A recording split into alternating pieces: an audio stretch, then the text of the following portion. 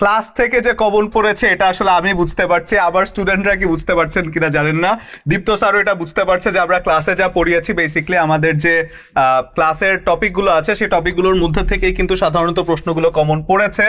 এবং সেক্ষেত্রে একেবারে প্রথমেই যদি ইংরেজির ফার্স্ট কোয়েশ্চেনটার মধ্যে চলে যায়, বলা হচ্ছে find out the correct sentence, তাই তো স্যার? যদি আপনি এটাকে বলে দেন, এটা ড্যাংলিং মডিফায়ার একটা প্রশ্ন। তা আসলে ড্যাংলিং মডিফায়ারের যে বিষয়টা থাকে, জাহিদ স্যার ফ্লো ছেড়ে দেওয়ার জন্য ধন্যবাদ তাকে, যদিও তার সামনে কথা বলতে একটু আমার যাই হোক। এখন কথা হচ্ছে ড্যাংলিং মডিফায়ার আসলে বলে কি? বলে ব্যাপারটা হচ্ছে এই যে কমাটা দেখতেছেন না, এই কমার আগের অংশটা যাকে বোঝাবে, যে ব্যক্তি বা বস্তুটাকে বোঝাবে, কমার পরে আপনাকে ঠিক সেই ব্যক্তি বা বস্তু দ্বারা শুরু করতে হবে। এখন নোয়িং লিটল অ্যালজেব্রা মানে হচ্ছে খুব সামান্য বীজগণিতের একটা জ্ঞান। এখন কথা হচ্ছে জ্ঞান কার থাকে ভাই? মানুষের থাকে। তো আপনি যদি এখন শুরুটা বলেন দা প্রবলেম, আচ্ছা প্রবলেম নিয়ে কি কখনো অ্যালজেব্রা সম্পর্কে কোনো জ্ঞান থাকা সম্ভব? তো আমরা চারটা অপশনের মধ্যে যদি দেখি তাহলে কথা হচ্ছে সলভিং, সলভিং তো কোনো ব্যক্তি বা এর মধ্যে পড়ে না, ইটও তো কোনো ব্যক্তির মধ্যে পড়ে না, তাহলে একটা মাত্র জ্ঞান থাকা সম্ভব কার? আমার। এই জন্য উত্তর হচ্ছে খ নাম্বারটা। আচ্ছা, আমরা স্যার খুব একটা ব্যাখ্যায় না যে ওরা একটু অধৈর্য হয়ে আছে, আমরা একটু ছোটখাটো করে জাস্ট অ্যান্সার গুলো বলে দিচ্ছি, ঠিক আছে? এরপর বলা হচ্ছে bank close at 4 PM। Tag question sir, bank close at 4 PM। আপনি আচ্ছা সবকিছু দিকে আমাকে স্যার ছেড়ে দিচ্ছেন, যাই হোক ডেফিনেটলি। এখন আসেন ব্যাংক ক্লোজ অ্যাট 4 PM, এটা আসলে সবচেয়ে সহজ প্রশ্ন যে আমরা আগে এক্সক্লুড করা যাক, বাদ দেওয়া যাক। ইজ হওয়ার তো কোনো সম্ভাবনা কি আছে? কারণ এখানে তো আর অক্সিলারি ভার্ব হিসেবে ইজ ব্যবহার করা হয় নাই। একইভাবে মাস্ট হওয়ারও তো কোনো সম্ভাবনা নাই। তো আমি যদি কোশ্চেনের দিকে নাও তাকাই, তাও বলেন তো যে হচ্ছে ব্যাংক ক্লোজ অ্যাট 4 PM, এই জায়গায় তো কোনো নেগেটিভ শব্দ ব্যবহার করা নাই। তাহলে আপনার যদি মূল বাক্যে কোনো নেগেটিভ শব্দ ব্যবহার করা না থাকে তাহলে পরে কি দিতে হবে? অবশ্যই নেগেটিভ দিতে হবে। So answer don't they. তারপরে 3 নম্বরে যদি চলে যায়, fill in the gap with the right option. I am looking forward to dash you. ক্লাসের মধ্যে এটা আমরা আসলে পড়িয়েছি, সেটা হচ্ছে সাবজেক্ট ভার্ব এগ্রিমেন্টের একটা প্রশ্ন। সেক্ষেত্রে শব্দগুলো যদি look forward to, get used to, work with a view to, এই জাতীয় শব্দগুলো থাকে, তারপরে সবসময় কি ভার্বের সাথে আইএনজি যুক্ত হয়, তাই তো? তাহলে এটাকে যদি সরাসরি বলে দেই, I am looking forward to seeing you, এখানে লুকিং ফরওয়ার্ড এর পরে যদি আবার শুধু সিইং দিয়ে দেন তাহলে কিন্তু ঝামেলা আছে। শুধু সিইং না, টু সিইং ইউ, ঠিক আছে? একেবারে সরাসরি যদি বলি তাহলে অপশন সি এর আনসার হচ্ছে I am looking forward to seeing you, তাই তো? এরপরে যদি বলি অরণ্যের রোদন, বাগধারাটির অনুবাদ, এটা বেসিকলি একটা বাগধারা যেটাকে আমরা বলতে পারি ক্রাইং ইন ওয়াইল্ডারনেস, তাই তো? ক্রাইং ইন ওয়াইল্ডারনেস, যার অর্থ হচ্ছে অরণ্যের রোদন। তাহলে 4 এর হচ্ছে C, bit about the bus, এটা সবাই আমরা জানি স্যার, সবাই জানি। সেটা হচ্ছে আপনাদের কথা বলা, যেটা আন্দাজে কথা বলা হবে, মানে স্পেসিফিক ভাবে কোনো কিছু না জানলে যখন আমরা কথা বলি, ঠিক আছে? যেমন হঠাৎ করে যদি আমাকে প্রশ্ন করেন যে আসলে উগান্ডার স্বরাষ্ট্রমন্ত্রীর নাম কি, আমি আসলে আন্দাজেই কথা বলবো।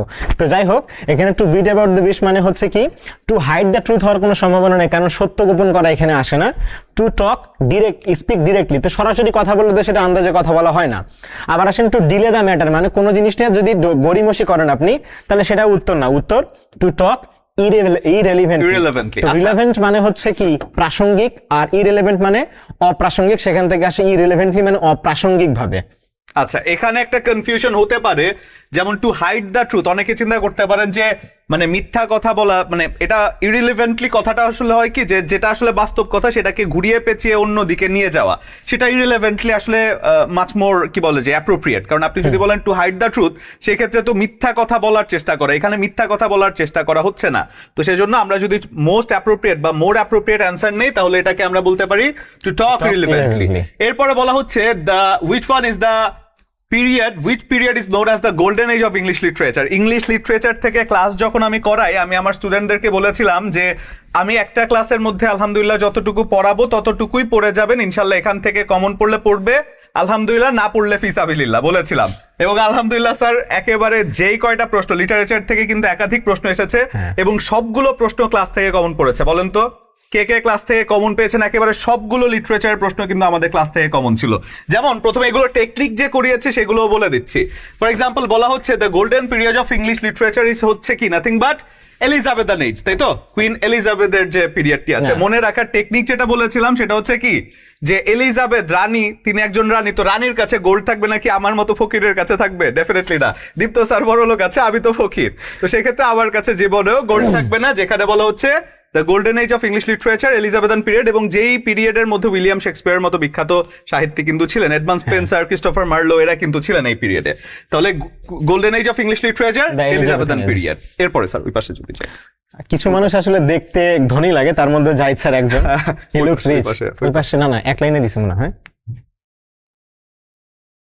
আচ্ছা আমাদের কিন্তু 6টা কোয়েশ্চেন অলরেডি হয়ে গেছে। আচ্ছা 7টা, আচ্ছা 7টা না 6টা গেছে, কিন্তু নিচে দিছে। হ্যাঁ এই প্রসপারিটি।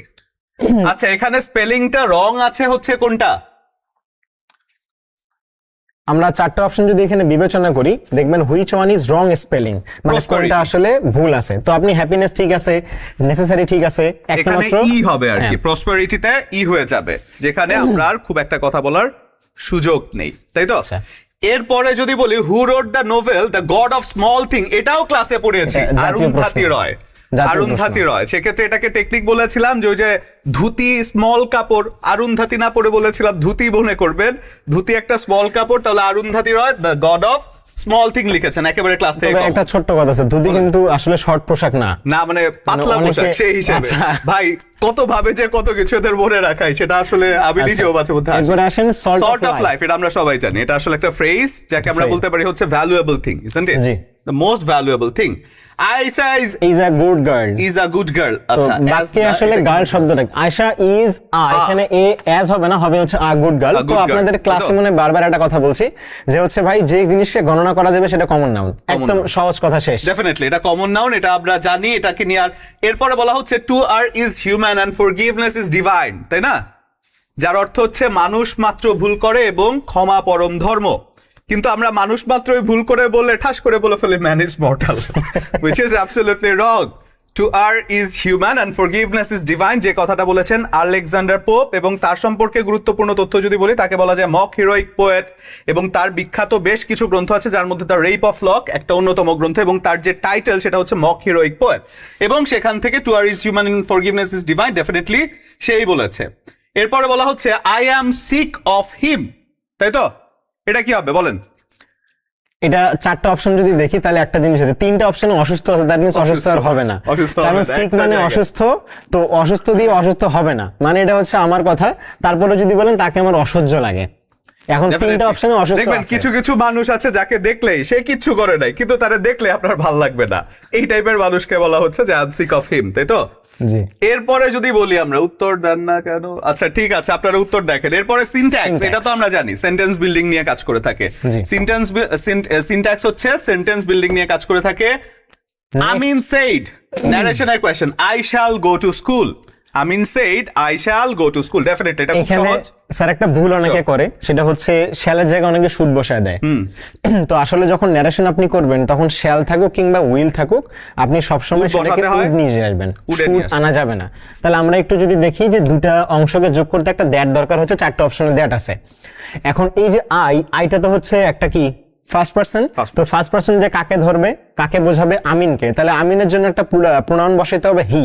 তাহলে এখন হি আছে, আমিন সেইড দ্যাট, এখানে আই হচ্ছে না, পরেরটা তো আই হচ্ছে না, তাহলে হি জায়গায় হবে এটা কি হয়ে যাবে উড, তাই তো? Amin said that he would go to school. Amin said that he would go to school. এরপরে আউট অ্যান্ড আউট, যেটা ফ্রেজ, যেটা ক্লাস থেকে কমন পড়েছে, থরলি, এই জাতীয় জায়গাগুলো অনেকগুলো আছে, সেক্ষেত্রে থরলি কথাটা আমরা একদম অ্যাপ্রোপ্রিয়েটলি বলে পুঙ্খানুপুঙ্খ, ঠিক আছে? আর আরেকটা ব্যাপার, আপনারা, আমি জানি যে আপনারা অধৈর্য হয়ে আছেন, আমাদের পরীক্ষা আমরা মাত্র দিয়েছি, এবং সেক্ষেত্রে প্রশ্নটা সলভ করে আপনাদের সামনে যখন এক্সপ্লেন করছি, অনেক অনেক ব্যাপারগুলো আছে যে ব্যাপারগুলো আসলে আমরা সাধারণত কি বলে যে এক্সপ্লেন না করার সুযোগ, আসলে অনেক স্টুডেন্ট আছে যারা হচ্ছে এটা কেন অ্যান্সার হলো, সে আরেকটা দিয়েছে, এটা অ্যান্সার না হয়ে ওইটা কেন হলো, সেজন্য আমাদের একটু ব্যাখ্যা করতে হয় কিছু কিছু ক্ষেত্রে। তো সেজন্য একটু ধৈর্য ধরবেন আশা করছি, যাতে করে অ্যাপ্রোপ্রিয়েট পূর্ণাঙ্গ অ্যান্সার। আমি তো আপনাকে এমনিতে দাগিয়ে দিলেও পারি, বাট স্টিল কিছু কিছু জায়গা আছে যে কেন বাকিটা হলো না সেই জিনিসটাও জানা আপনার প্রয়োজন, ঠিক আছে? প্রশ্ন স্যার অনেকে যখন ভুল করে দেয় উত্তর, তখন আসলে জানার আগ্রহ থাকে যে আসলে আমি ভুল করলামটা কোথায় ভুল করলাম, এবং সেখান থেকে কিন্তু শিক্ষা হয়ে যাচ্ছে। এবং তারপরে কিন্তু আপনাদের এনটিআরসি আছে, বিসিএস আছে, যেখানে কিন্তু এই প্রশ্নগুলো মোটামুটি বেশ গুরুত্বপূর্ণ, এই টপিকগুলো যদি দেখেন। এরপরে number 16 the profession of teaching. মনে আছে এটা ক্লাসের মধ্যে যখন পড়িয়েছিলাম ওয়ান ওয়ার্ড সাবস্টিটিউশন, এবং বলেও ছিলাম যে ওয়ান ওয়ার্ড সাবস্টিটিউশন থেকে পিএসসি সাধারণত প্রশ্নগুলো করে থাকে এখন ওয়ান ওয়ার্ড সাবস্টিটিউশন থেকে। এবং সেক্ষেত্রে যখন আমরা বলি যে প্রফেশন অফ টিচিং, এটাকে শিখিয়েছিলাম টেকনিক করে এরকম যে টিচাররা সাধারণত কি করে স্যার, পেটায় না, টিচাররা হচ্ছে পেটায়, তাই তো? তাহলে দ্য প্রফেশন অফ টিচিং হচ্ছে কি? পেটায় উচ্চারণের সাথে পেডা, এই টাইপের একটা মিল আছে। দ্য প্রফেশন অফ টিচিং মানে কি? পেডাগগি, তাই তো? এখন স্যারের জন্য একটা তথ্য অ্যাড করতে ইচ্ছে হচ্ছে যে আসলে এখন কিন্তু মারামারি বন্ধ স্যার। আচ্ছা, তো এখন কার পোলাপান কি বুঝবে? এটা আসলে আমি বলতে চাই না, কারণ আমি খুব একটা বেশি পক্ষপাতী না মারামারি বন্ধের। আচ্ছা, পরেরটা আসে। এরপরে বলা হচ্ছে the correct passive form, you must shut the door. এটা তো আমরা জানি ইম্পারেটিভ সেন্টেন্স থেকে ডেফিনেটলি আমরা যদি বলি কি হবে? The door. স্যার আপনি করেন। সমস্যা নাই, এটা হচ্ছে আপনার সহজ কথা ভাই। মাস্ট থাকলে মাস্ট বি নেবেন, যে কোনো মডাল অক্সিলারি থাকলে তার সাথে একটা বি যোগ করে দিবেন, কাজ শেষ। এখন অবজেক্ট কোনটা? দিস ডোরস, তাহলে সেটাকে সামনে নিয়ে আসেন। তাহলে দিস ডোরস মাস্ট বি, আর শার্টের তিনটা ফর্মই এক। আমরা ছোটবেলায় পড়ছি shut shut shut, cut cut cut, এই টাইপের। Never tell a lie, the correct passive form. Sir এখানে একটা কনফিউশন অনেকের থাকতে পারে, সেটা হচ্ছে অনেকে কিন্তু ঘ নাম্বার দাগাইছে। এভার হতে পারে, মানে অনেকে ভুলে ঘ নাম্বারটা দাগায় রেখে আসছে। এখন কথা হচ্ছে এভারটা যদি এখানে না থেকে অন্য কোথাও থাকতো তাহলে উত্তরটা হতে পারতো। যদি থাকতো let not a lie be ever told, তখন উত্তরটা নেওয়া যাইতো। তো সহজ কথা, সেটা হচ্ছে না। এবং আপনাদের ক্লাসে বলা ছিল যে এভার সবসময় মূল ভার্বের সামনে বসে, কখনো পরে গিয়ে বসে না। তাহলে হয়তো এভার টোল্ড, অতএব এটা আগেই বাদ, যেটা ঘ নাম্বার আপনাদের কনফিউশন হওয়া পসিবল ছিল। বাকি দুটো বুঝতেছেন, লেট আ নাই, late a lie, never be told. পরেরটা আসেন, হুইচ অন ইজ কারেক্ট। এটা আর্টিকেলে পড়ানো হয়, আমরা যখন এর বা এন এর ব্যতিক্রমটা পড়ি। ওই যে আপনার এন এর মতো, মানে ভাওয়েলের মতো উচ্চারিত হতে গেলে দেখেন প্রথম শব্দগুলো প্রত্যেকটা এম, এম এর উচ্চারণটা এম, এল এল এর উচ্চারণটা এল, এম এর উচ্চারণ এম, মানে ভাওয়েলের মতো উচ্চারিত হয়েছে। তাহলে প্রত্যেকটার পূর্বেই অ্যান বসেছে, তাই তো? তাহলে বাকি থাকলো কি? অল অফ দেম, এটাই অ্যান্সার। তাহলে এটার হয়ে যাচ্ছে 19-এর C. The most famous poet of English literature, কি বলবেন এটা? আচ্ছা, এই জায়গাটা দিয়ে যদি আমরা বলি, আচ্ছা সাউন্ড কি ঠিক আছে? হ্যাঁ, সাউন্ড তো আশা করি ঠিক থাকার কথা। আচ্ছা, এখন আমরা যদি বলি যে the most famous poet of English literature, এটা একটু কনফিউজিং, আমি বলবো ট্রিকি না। কারণ দেখেন এখানে ফেমাস পোয়েটের কথা যদি আমি বলি যে অনেকেই কিন্তু এখানে পোয়েট আছে, কিন্তু মোস্ট ফেমাস কে সেই হিসেব করলে একটু ঝামেলা হয়ে যাবে। আমার কাছে একজন ফেমাস, আপনার কাছে আরেকজন ফেমাস হতে পারে, কিন্তু এটা কিন্তু স্বীকৃত না এরকম করে। তো সেক্ষেত্রে আমরা মানে ওভারঅল বিবেচনায় টি.এস. এলিয়টকে নিতে পারি, যার অনেকগুলো কবিতা আসলে খুব স্বীকৃত হয়েছে। এরপরে বলা হচ্ছে neither moon not the stars. ওই যে সাবজেক্ট ভার্ব এগ্রিমেন্টে বলেছিলাম এখান থেকে সাধারণত অনেক প্রশ্ন এসে থাকে। দুটো প্রশ্ন এই পর্যন্ত, দুটো না তিনটা প্রশ্ন এই পর্যন্ত আমরা মনে হয় পেয়েছি। বলা হচ্ছে neither the moon, neither or either or neither নর পরবর্তী সাবজেক্ট অনুযায়ী ভার্ব হয়। সেক্ষেত্রে পরবর্তী সাবজেক্টটা কি? The stars. এবং এরপরে বলা হচ্ছে লাস্ট নাইট, পাস্টে চলে যাবে, তাই তো? ডেফিনেটলি এটা আর না হয়ে কি হবে? ওয়্যার হয়ে যাবে। এটাকে অবশ্য আরেকভাবে বলছিলাম আমি, সেটা হচ্ছে ভিন্ন মত থাকতে পারে। ভার্বের কাছাকাছি যে সাবজেক্টটা সেইটা, মানে ভার্বের কাছাকাছি যদি অর নর বাট আর বাট অলসো থাকে, সেক্ষেত্রে দেখেন ভার্ব এখানে, তো তার আগেরটা কি দেখতেছেন? স্টার্স। স্যার এখানে আরেকটা কনফিউশন অনেকের হয়, অনেকে বলে স্টার একটা আনকাউন্টেবল নাউন। তো আজকের প্রশ্ন থেকে তারা কি বলবে? সেই হিসেব করলে তো এটা একটু ঝামেলা হয়ে যায় আর কি। তো যাই হোক, আমরা এটাকে খুব একটা বেশি ব্যাখ্যায় না যাই আপাতত, তাহলে এটা আমরা বলতে পারি ওয়্যার। এটা তো আমরা একমত। এরপরে বলা হচ্ছে the writer was popular with young readers. এটা অ্যাপ্রোপ্রিয়েট প্রিপোজিশন, খুব একটা ঝামেলা নাই। এরপরে হু, হুইচ, হোয়াট, এগুলো তো আমরা জানি সাধারণত, এবং ক্লাসেও পড়ানো হয়েছে অনেকবার যে এরা কি? হু, হুইচ, হোয়াট, এরা হচ্ছে রিলেটিভ প্রোনাউন, তাই তো? এখানে অবশ্য ইন্টারোগেটিভ থাকলে একটা কনফিউশন হতে পারতো। এখানে কিন্তু মানে এর পাশাপাশি আবার দ্যাটটাও রিলেটিভ প্রোনাউন, দ্যাট কথাটাও কিন্তু একটা রিলেটিভ প্রোনাউন, ঠিক আছে? এরপর আরো আছে 23টা না 25টা তো থাকার কথা ইংরেজিতে। আচ্ছা, এরপরে বলা হচ্ছে দ্য অ্যাপ্রোপ্রিয়েট মিনিং ট্রু, মানে ট্রু শব্দের ও ট্রুজ দেওয়া আছে। ট্রুজ যুদ্ধবিরতি, তাই তো? তাহলে যদি বলে কে বলেছে পরের বউয়ের আদর বেশি, এটা কি বলে? আমি বলি না, এটা ডেফিনেটলি এটা আপনাদের এই স্যার বলেছে। তাহলে যদি বলি find out the appropriate meaning of the word truce মানে কি? যুদ্ধবিরতি, তাই তো? তাহলে যদি আমরা বলি যে ট্রুজ, যাকে আমরা বলতে পারি সিজ ফায়ার, তাই তো? যুদ্ধবিরতি। এরপর বলা হচ্ছে identify the imperative sentence. Definitely এখানে ভার্ব দ্বারা শুরু হবে। একটা অপশনই আছে, স্ট্যান্ড আপ। তাহলে এখানে 25টা কোয়েশ্চেন। আমরা যদি সাবজেক্টিভ অ্যানালাইসিসের কথাও বলি, একটু ছোট করে আপনাদেরকে বলে দেই যে এখান থেকে স্যার আপনার কি মনে হয় 25টার মধ্যে কয়টা পারা উচিত? এখন স্যার এখানে ম্যাক্সিমাম আমি যেটা দেখলাম যে বিগত বছরে কিছু প্রশ্ন রিপিট করছে, অনেক বিশেষ repeat করে করেছে। হচ্ছে আপনার লিটারেচার গুলা Literature। ওটার মধ্যে সবগুলো রিপিট। এবং আপনাদের ক্লাসে স্যার পড়িয়েছেন, আমিও বারবার বলছি হচ্ছে বিগত বছরের কোশ্চেন গুলো পড়ে যান, আপনারা লিটারেচারে বাইরে আর লাগতেছে না। তো আমার স্যার এখানে যেটা মনে হয় যে 18 থেকে 20 একটা ভালো মার্ক হতে পারে, 18 থেকে বা আরো একটু বেশি লাগতে পারে, কারণ ইংরেজিতে আসলে সব টাইপের মানুষই থাকে। তো এখানে 2-3টা প্রশ্ন বা 3-4টা প্রশ্ন এদিক ওদিক একটু টাফ করছে। যেমন প্রথম যে প্রশ্নটা আমরা করছিলাম ড্যাংলিং মডিফায়ার, এই জিনিসটা হয়তো অনেকে আপনারা টপিক নামটা প্রথম শুনলেন, 2-1জন থাকতে পারে। আবার ট্যাগ কোয়েশ্চেন থেকেও সাধারণত প্রশ্ন আসে না, ট্যাগ না, tag question থেকেও আসে না। করেছে। আবার এখানে ট্যাগ কোশ্চেনে দেখা যাচ্ছে ব্যাংকস কিন্তু নাই, আছে ব্যাংক। তো অনেকে এটা ভেবে নিতে পারে যে সিঙ্গুলার হবে, ঠিক আছে।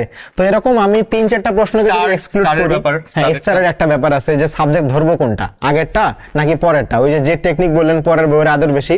তো যাই হোক, স্যার এক টেকনিকে পরে, আমি পরে এসেছে আমার ওইটা দিয়ে। তো আপনারা বলে আমি তো এটা শুনি নাই কখনো। স্যার আমি এটা বলি না, আমি বলছি যে পরবর্তী মানে ভার্বের কাছাকাছি যেইটা, তো আমার কাছাকাছি যে থাকবে আমি তাকে নিব না। তো আমার হিসাবে স্যার এখানে 25টার মধ্যে 18 থেকে 20 মিনিমাম আপনাকে রাখতে হবে। আচ্ছা, 18 থেকে 20 স্যার বললেন। এবং আমি যদি সরাসরি বলে থাকি যে এখানে যে প্রশ্নগুলো আছে সেই প্রশ্নের মধ্যে একেবারে হুবহু ক্লাস থেকেই কমন ছিল 21টা প্রশ্ন, একেবারে হুবহু ক্লাস থেকে কমন, যার মধ্যে কোনো কিছু চেঞ্জ হয় না, যেটা আপনারাও জানেন, আপনারা যারা কমেন্ট করছেন তারা মোটামুটি আপনারা জানেন। তো সেই জন্য 21টা যদি ক্লাস থেকে কমন পড়ে, আপনার নিজের আরো 2-3টা পারা উচিত। এখন তার মানে কি আমি বলবো 25টা পারতে হবে না, মোটামুটি আমি যদি বলি 20+ আপনি এখান থেকে পান, তাহলে ফেয়ার ইনাফ। স্যার যেটা বললেন একটু লিবারেল হয়ে বললেন 18 থেকে 20টা সবার জন্য, বাট আমি বলবো হচ্ছে চাকরি পাওয়ার উদ্দেশ্যে, কারণ দুই আঙ্গিকে আমরা বলি। স্যার বললেন যে এভারেজ 18 থেকে 20, আর আমি বলবো যে চাকরি পেতে ইংরেজিটা সাধারণত স্যার অনেক ম্যাটার করে, ইংরেজি এবং ম্যাথটা খুব ম্যাটার করে। সেক্ষেত্রে ইংরেজিতে মোটামুটি 20+ যদি আপনি রাখতে পারেন, তাহলে এখান থেকে আশা করতে পারছি যে আমরা মানে ভালো একটা স্যার আজকে পজিশন। কিন্তু নেগেটিভ মার্কিং ছিল, নেগেটিভ মার্কিং কিন্তু 0.25, হ্যাঁ 0.25 ইউজুয়ালি বলা হয়েছিল যে সেখানে নেগেটিভ মার্কিং হচ্ছে 0.50। এবং আমি আশা করি আপনারা উপরে প্রশ্নটা শুরুতে দেখেছেন। আমরা ক্লাসের মধ্যে আমি আমার স্টুডেন্টদেরকে বলেছিলাম যে নেগেটিভ মার্কিংটা কত থাকবে সেটা প্রশ্নের মধ্যেই লেখা থাকবে, এবং এটা দেখে কিন্তু পরবর্তীতে অ্যান্সার করতে হবে, ঠিক আছে। তো সেজন্য অবশ্যই নেগেটিভ মার্কিং যেহেতু 0.25 ছিল, আমি বলেছিলাম যে একটু বেশি নেগেটিভ মার্কিং যদি কম থাকে একটু বেশি রিস্ক নিতে, ঠিক আছে। কারণ নেগেটিভ মার্কিং কম থাকলে আফটার অল এটা উইন উইন সিচুয়েশন হয়ে যায় যদি একটু রিস্ক আমরা নেই, ঠিক আছে। তো আমরা আর বেশি দেরি করছি না, আমরা জানি যে আপনারা অধিকার আগ্রহে অপেক্ষা করছেন, এবং স্যার এবং আমরা দুইজনই কিন্তু ক্লাস থেকে এসেছি।